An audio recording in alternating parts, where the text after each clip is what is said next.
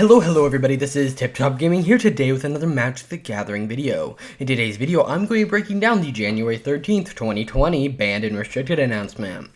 So, today there are only changes to Modern, which, going forward, I would expect a lot of single-format banned and restricted announcements, because if you guys didn't know, in the last announcement, while they didn't ban anything, they said that, hey, we're no longer scheduling these things.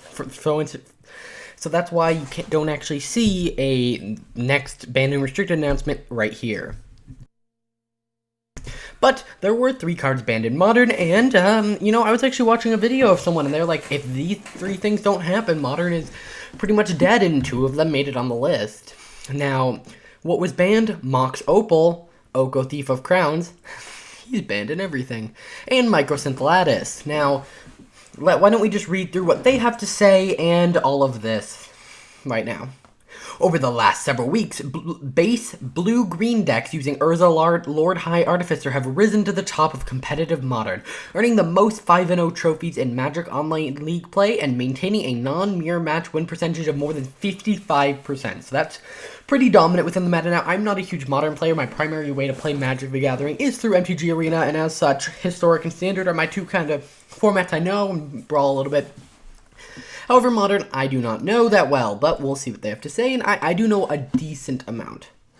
These decks have also been winning matchups against 9 of the other 10 most popular competitive decks, indicating an inability of the metagame to adjust on its own. The cards most strongly contributing to the high win rate of these decks are Oko Thief of Crowns and Mox Opal. So, for those of you who don't know, Urza Lord High Artificer lets you tap an untapped artifact you control to add blue. And Oko creates a food every turn, which allows each of those foods to be tapped for blue mana. And Mox Opal is a 0-cost artifact, which could be tapped. Normally it can't be tapped for mana right away, but because of Urza, it allows that to happen. Oko Thief of Crowns has become the most played card in competitive Modern. That was the same when it was in Brawl and Standard and Pioneer. It's almost like Oko is Broco. Sorry, someone said that to me and I felt like I had to repeat it. Either way, in addition to having a high overall power level, Oko has proven to reduce metagame diversity and diversity of gameplay patterns in Modern. In order to improve the health of gameplay and weaken Urza decks and other top decks, Oko Thief of Crowns is banned in Modern. So, basically the same thing they said for Standard, Pioneer, Brawl. Anything else? Has he been banned in Historic yet? Well, if he hasn't been, he'll be banned soon. Oh yeah, he was restricted in Historic, wasn't he? Or suspended, which they need to talk about soon because, well, I'll make a video covering that soon, but the end of Historic season's coming up. As a source of fast mana in the early game, Mox Opal has long contributed to strategies to seek to end the game quickly and suddenly, whether with explosive attacks, one-turn win combos, or by locking out the opponent with prison elements. While none of these decks previously warranted a ban of Mox Opal, it has historically been part of the approach problematic impact on the metagame, or did indeed necessitate other bans. As the strongest enabler in the recent Urza Artifacts deck, a card that has been concerning in the past would likely cause balance issues in the future. Mox Opal is banned in Modern. Now, they start to move on to something else here in a different type of deck. I mean, it's a very similar type of deck, but I have a little bit of a problem with this. They are saying that, hey, the Urza Lord High Artificer decks, those are broken. And you know what we're going to do? Instead of banning the card the deck is named after, we're just going to ban the little cards. And they like to do this a lot, and then that leads to bigger and bigger problems because they're not banning the real problem. You could have left Mox Opal in here probably if you just banned Urza. Or, I mean, I don't think you could have left Oko because he's pretty broken, but I think the fact that they're trying to pick apart, weaken this deck without destroying the deck, I mean, it's kind of sad. I don't know how to describe it. They keep going back and forth. Sometimes they're just like, we're going to kill the problem, and sometimes they're like, we're going to kill little individual cards in there to make the deck weaker. And I guess it's whether they like the deck and think it's like a fun, quote-unquote, deck to play against. I haven't played against, I think I played against one Urza deck once, and it was meh to play against, but I don't know, this just seems kind of silly. I just ban Urza. I mean, maybe they don't want to realize that, hey, Hogak was banned, now we're having to ban Urza, so maybe that's where that's coming from. Either way, Lastly, we'd like to take this opportunity to address another problematic interaction between Karn the Great Creator and Microcynthalatus. I don't think that's how they meant to word it, but the way they're wording it makes it sound like they're saying that, yeah, there's another issue in the way Microcynthalatic and Karn work together. No, they're just saying there's another problematic interaction, and that is Karn and Microcynthalatus. So, for those of you who don't know, Microcynthalatus makes every permanent an artifact. So, all permanents are artifacts in addition to their other types. And then Karn makes it so abilities of artifacts can't be activated. So, this turns everyone's lands into artifacts, which then can't be activated because of Karn. So, that's basically your opponents don't get to cast spells anymore, or activate abilities, or really do anything. So, that's why that's banned.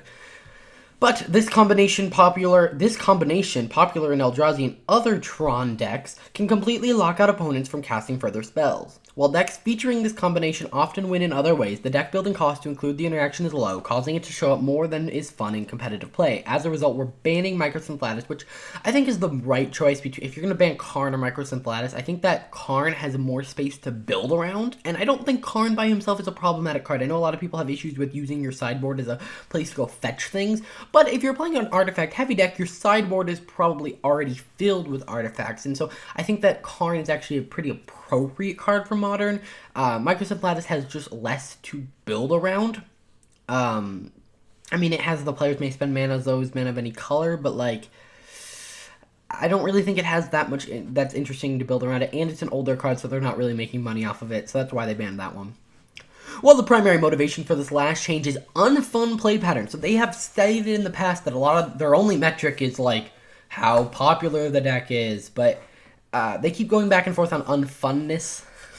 I think that they should have done something about Standard, and I don't know if they're trying to wait until Theros to see if the meta, like, counteracts itself, which, you know, this banning is kind of weird. I mean, Theros comes to MTG Arena in 3 days, its pre-releases in 4. Why don't you just wait a week or two and then see how Theros Beyond Death affects Modern? I guess Modern, it takes a little bit longer for Theros cards to find their way into things.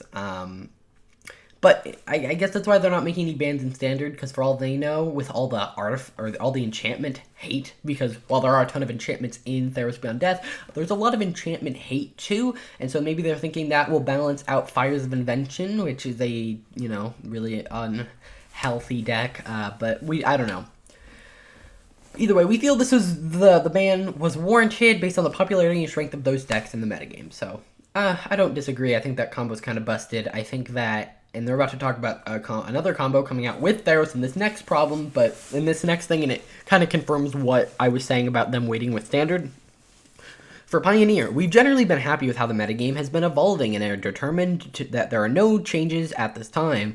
Going forward, we'll be syncing up any Pioneer changes with the banned and restricted announcements for all other formats, instead of weekly Pioneer updates we've been doing through the end of last year.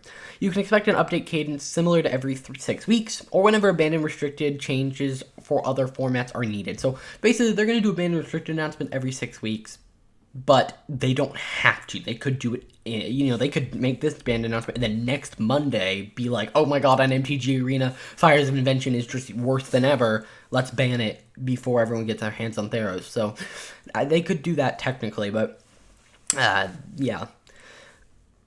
So, with the upcoming Players Tours and Grand Prix tournaments featuring the Pioneer format in early February, we hope not to make changes until after those events, which I think is kind of stupid. I think if that's okay, I get you're like, oh, we don't want to make our players change decks, but if you're a watcher and, you know, you're trying to sell Pioneer, not only for the pros, because the pros are a very small demographic of Magic, but you're also trying to get people to, like, hey, come play Pioneer at Grand Prix, or watch it. Well, it's boring, and your first impression is a boring meta because we refuse to ban things. That's not going to look good for Pioneer, and it could start causing problems. People might start realizing, oh wait, maybe Pioneer isn't this great format. Maybe we should move back to Modern. I think it's kind of ridiculous, and honestly, at the rate this is going, Pioneer is doing well. It's doing better than I thought it was going to do, but, you know, if Wizards doesn't make sure that the format stays healthy, especially for the beginning, what happened to Brawl is going to happen to Pioneer.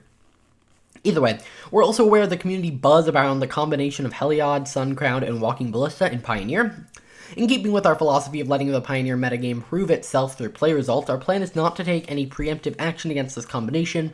If after the Pioneer Players Tour and Grand Prix tournaments, the results of the league and tournament play bear out that the combination is a long-term threat to the health of the format, we'll make changes at that time. So basically they're saying, hey you, Pioneer people, all of you play Heliod, because there's an infinite combo with Walking Ballista, which lets you, infinitely just ping everyone to death on. So turn 3 you play Heliod, turn 4 you play this, so turn 5 it's an insta-kill.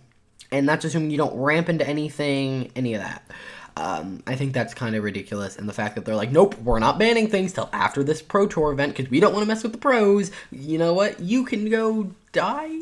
Like, Pioneer? Can you just go die? Like, that's pretty much what they're saying, which I think is kind of ridiculous. They have something that's actually working here, and by saying that we're not going to ban anything, they're kind of being silly. Either way, that's going to do it for this video. It's been a longer one for a banned and restricted announcement. I have a little bit more to say, especially with Theros coming right around the corner. And this is actually our first banned and restricted announcement since their whole we don't have to make them at a certain time announcement, which I actually agreed with. Just so you guys know, this ban doesn't take place till tomorrow. So if you want to go play Magic Online and play with your deck for the very last time, you can go do that.